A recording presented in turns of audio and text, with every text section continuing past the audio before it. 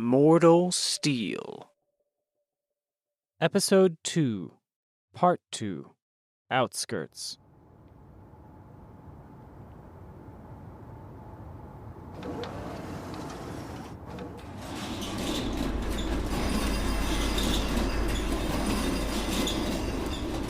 The earth itself rattled as the huge inner door of the last respite parted before Pastor Ethan Cutter. He stood, feet firmly planted in the dirt as it rolled open with ominous speed. There were no other people out here in the open, just the guards looking down at him through narrow vertical slits in the battlements. Those were not highly coveted positions, despite constant surveillance and frequent blessing of the walls by priests.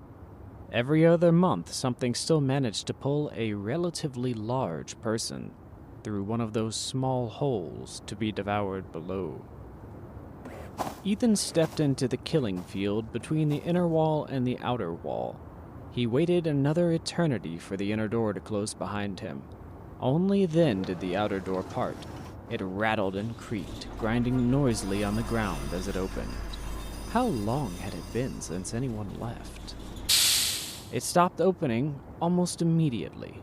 Then, for some reason, it started closing again, leaving only a foot or two of rapidly shrinking space between the wall. Ethan shot a withering glance up at the guard working the gate in the nearest tower. The man did not move to open the gate wider. Ethan glanced once more at the closing gate, then sprinted and turned sideways to slide through the narrow gap. As he did, he felt the rattling door, nearly 2 feet thick, pressing against his face. He turned his head sideways as he shimmied to prevent it exploding like a melon. For a moment, he feared it would crush him anyway, ending his mission as soon as it had begun, and in the most wasteful and mundane way, reduced to a very expensive stain on the concrete wall. But he narrowly pulled himself through the gap just as the door boomed shut. Only then did his second mind helpfully confirm that, yes, that door did have enough force to destroy him. Not long ago, he would have stumbled and fallen to the dirt. But that was a different person. He didn't even lose his balance. Instead, he simply transitioned to a light, casual walk, brushing the dust from his black clerical suit and adjusting the white preacher's collar around his neck. Ethan surveyed his new surroundings. Red and yellow warning signs lit up everything in sight. Every broken window and every open doorway to each dilapidated building was a potential threat. Each terrified face looking out at him, an enemy combatant. This was going to need some calibration. For now, he shut off the warnings in his HUD, asking his second mind to only notify him of immediate danger of demonic nature. The world was cleaned up instantly, and he saw with new eyes. He had not personally left Last Respite in years.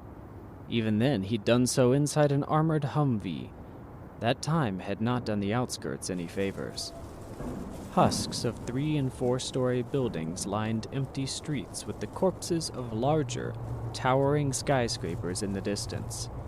The rusted-out vehicles had been cleared away from the immediate area, but the eternal traffic was piled up only a few hundred yards away. Very few windows and doors remained intact. The streets themselves were broken, with scraggly-looking plants growing up through the cracks. Bizarrely, the iconic palm trees were doing just fine. A narrow portrait of paradise set against the greater backdrop of ruin. But Ethan wasn't here to fix the city, if such a thing were even possible. He was here to cut out the rot that continued to ruin it. The repairs would be done by normal people unlike him.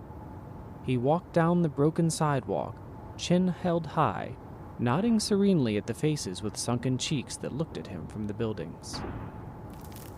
The stalker's abilities and whereabouts were unknown. What little information he had indicated it was secretive and cunning, preferring to hide among the human populace and only strike when an easy target presented itself. The rest of the time, it used its ever-growing force of human worshippers to do its dirty work. Chances were he would need to cut through a lot of these normal people before he got to the possessed. That didn't sit well with him. Surely there was some way he could get the demon host out into the open for a confrontation.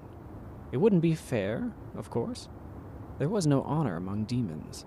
Only winners. Winners and bodies. Unsure of what else to do, Pastor Cutter walked up to an apartment that still had a set of metal double doors. He knocked on the door. His titanium skeleton made an unnaturally loud sound as he rapped the knuckles against the metal. When no one answered, he opened the door, realizing only after it was open that the door had been locked. 4 young boys stood on the other side of the door. They scrambled away from him and looked down at the destroyed deadbolt. Sorry about the door. Demon! Demon! 3 of the boys scattered, but one of them tripped and fell. Guys, wait! The boy rolled onto his back and gave Ethan a terrified look and shielded his face. He was dressed in ragged jeans and a dingy t-shirt. He couldn't have been more than 9 years old. Ethan waited quietly in the doorway. You're not gonna kill me? No, I'm gonna need your help. Anything. Is there a church nearby? The kid scrunched up his face, thinking furiously. He looked like he might try to run again. Ethan's second mind showed him 4 nearby churches based on maps of the city. Never mind. There is a church nearby. It was called Immaculate Conception. Do you know the place? The kid nodded. He probably would have nodded regardless. Hopefully he would carry the message, though. Tell everyone you know that I'll be giving a sermon there. At sundown. That was all the kid could take. He got up and started running after his companions. Ethan watched him go. If he told everyone he found the same thing, word would eventually reach the stalker. And when the stalker came, he would give a sermon. A sermon these people would never forget.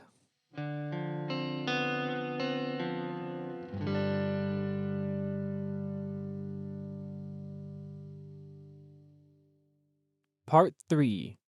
Sundown. Fleabag ran barefoot down the alley shouting.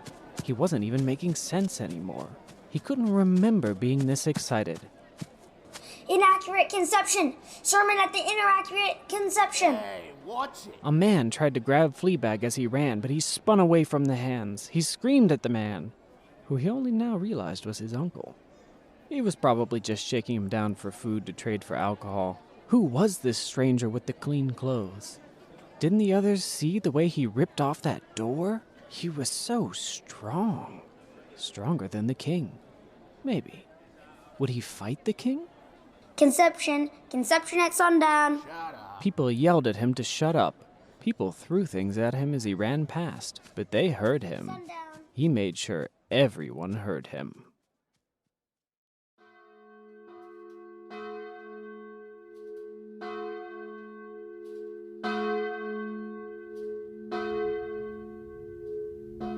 Pastor Cutter scoped out the church well before sundown. Within a few minutes, he had more than a feel for the place. He had a high-resolution 3D map. He knew which walls could be reliably pierced with bullets, and which walls could be breached by people with or without explosives. The possessed was the big unknown. It rendered his defensive simulations largely useless, except for planning against the more mundane human threat. By the time the sun was low in the sky, he had long since overthought the impending conflict. He had completed nearly 800,000 combat simulations. In about 600,000 of those simulations, he emerged victorious against a small army of humans, only duking it out with the stalker once his mortal cannon fodder was expended. In the remaining 200,000 simulations, he met one grisly demise after another, usually at the hands of the stalker himself. Without knowing what to simulate, his second mind simply conjured monsters from movies and television, supplemented with data from other known possessed. Ethan was tearing the arms off an insect-like creature with acid for blood in his mind.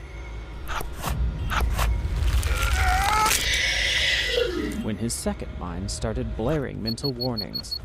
Someone was in the church. The real church. He flicked off the simulation. Ethan stood behind a ruined pulpit, defaced with graffiti. He faced the heavy wooden entry doors. A tanned man with thinning gray hair walked in silence down the aisle between the rows of toppled pews. He wore a long gray trench coat. Was that him? Had the stalker come in person? A messenger, perhaps. The man in the trench coat locked eyes with Ethan. Ethan rested one hand on the huge black and silver gun at his hip, a messenger of his own. The man in the coat nodded once at Ethan, then he sat down in one of the upright pews. Scanners showed no obvious sign of threat. A woman came into the church with 3 children orbiting around her like hyperactive moons. They flitted about, marveling at the huge room and touching everything within reach, but never straying more than a few feet from their mother.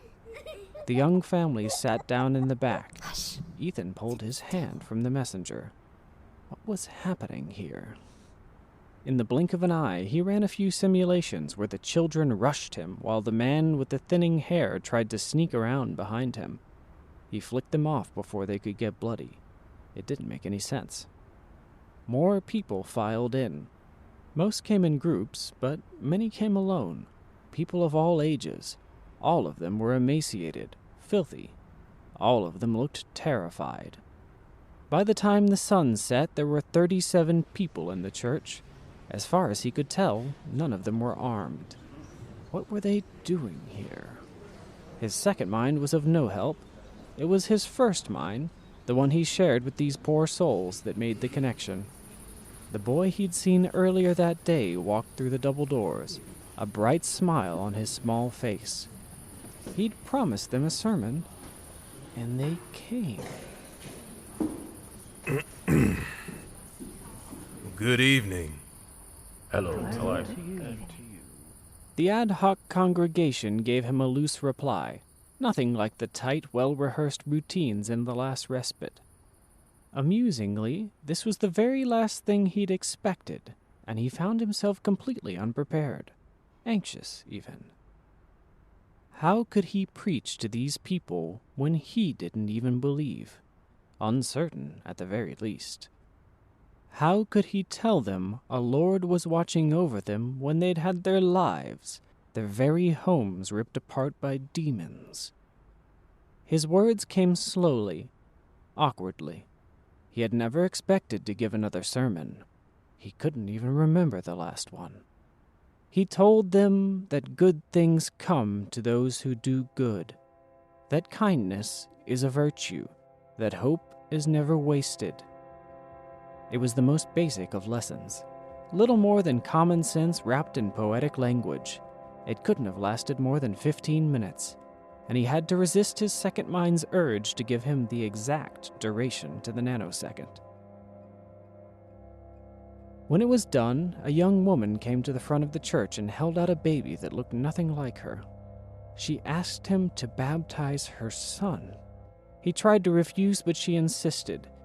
And even though Ethan didn't believe, he baptized the boy in a bird bath filled with canteen water. She cried afterward. A number of people were crying. It was dark by then, but nobody left. What did they want from him? The boy from before sauntered up to the pulpit and put out his hand for a handshake. Pastor Cutter shook the hand. A perfectly calibrated handshake. Nice speech. I'm Fleabag. Why? Huh?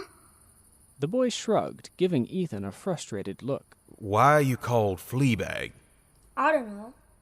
That's my name. Fleabag. Why are these people still here? Fleabag turned to look at the crowd of people, who shuffled about in their seats muttering to each other. They want protection. Probably hoping you got food, too. Not me, though. I'm here for the fight. I don't think there's going to be a fight. You're wrong about that. Scary boys are on their way.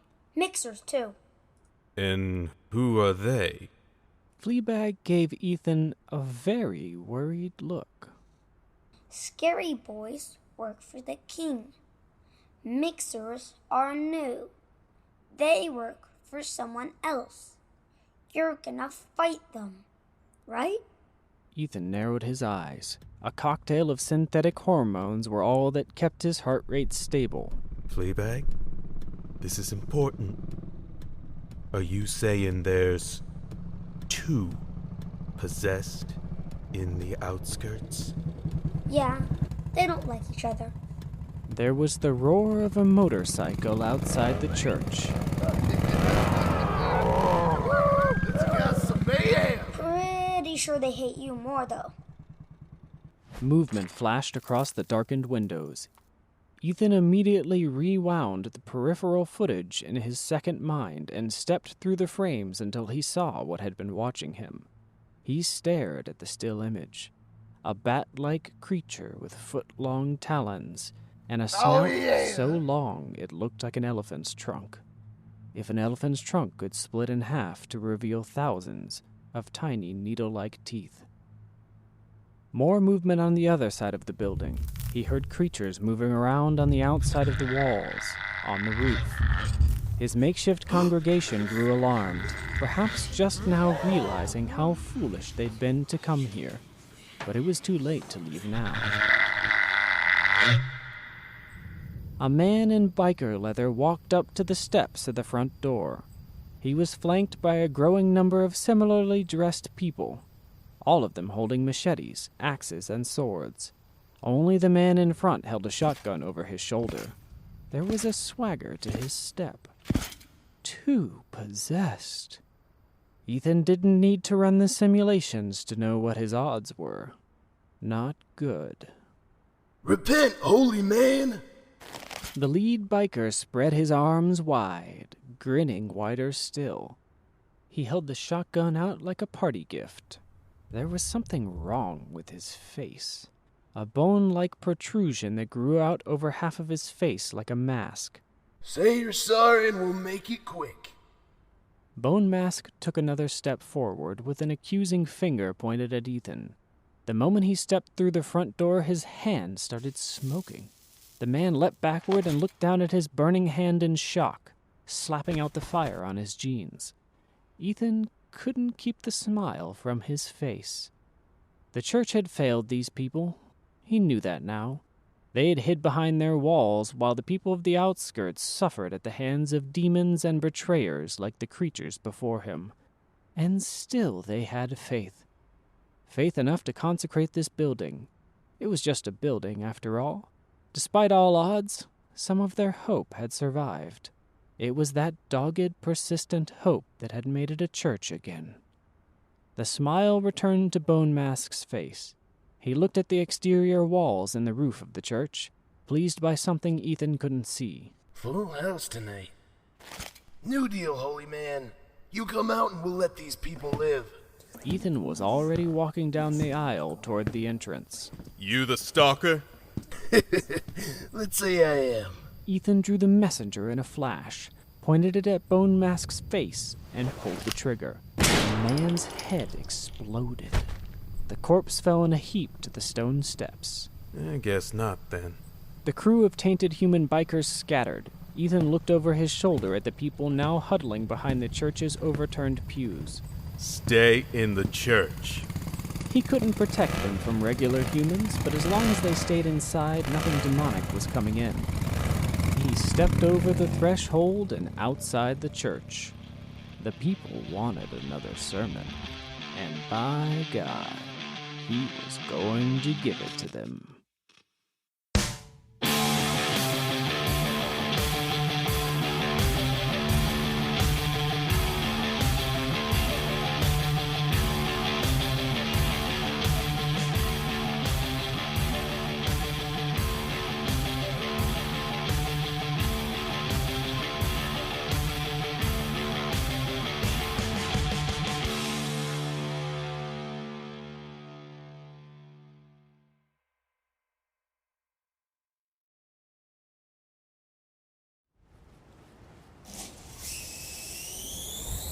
A drone hovered unseen above the church, looking down at the tiny combatants.